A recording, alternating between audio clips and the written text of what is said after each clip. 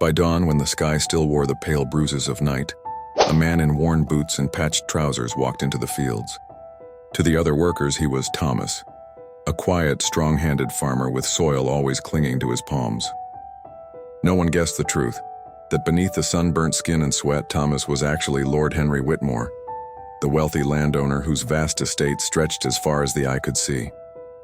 Henry had inherited the land, but despised the distant wealth built between him and his people.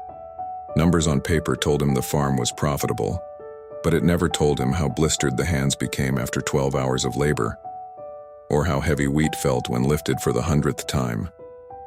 So he hid his title, dressed in plain clothes, and chose to live a second life, one where mud replaced marble, and sweat, not silver, defined his worth. It was in the middle of a scorching summer that Henry first noticed her. Clara was unlike anyone else in the fields. She laughed easily even when her back ached.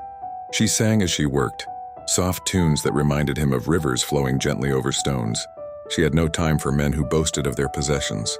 Instead, she respected honesty, kindness, and diligence, the things Henry had only ever known in disguise. Weeks turned into months, and Clara began to look for Thomas's shadow among the rows of crops. They shared bread at midday, stories at dusk, and dreams under the starlit sky. Clara often said, "A man's worth is measured not by the land he owns, but by the calluses on his hands." Henry smiled quietly, torn between joy and fear. For what if she discovered the truth? One autumn evening after the harvest feast, Clara found him standing alone by the barn. The moonlight washed his face, and for the first time she saw the way he carried himself, shoulders back, posture refined, as if he'd been born to command. "You're not who you say you are," she whispered. Henry's heart thundered. He could lie. He could laugh it off. But the secret had weighed on him too long. "No," he admitted.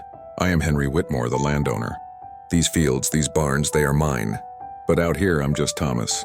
I needed to know what life truly is for those who work the soil. I needed to feel it, not read about it in ledgers." Clara's silence stretched like an eternity.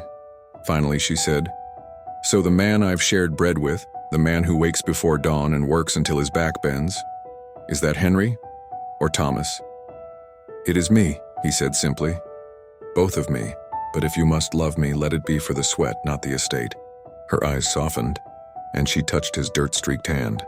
"Then I choose the man who toils beside me, not the one who dines in manor halls." From that night, the secret no longer bound him, it freed him. Clara became his partner not only in love but in vision. Together they reshaped the estate. Fair wages, shared harvests, schools for the workers' children. And though the villagers still whispered about the strange landowner who labored like a peasant, Henry never stopped walking into the fields at dawn, boots caked in mud, heart lightened by the woman who had loved not his gold, but his grit. And so the farmer's secret was never truly about deception. It was about discovery. For in pretending to be less, he had finally become more,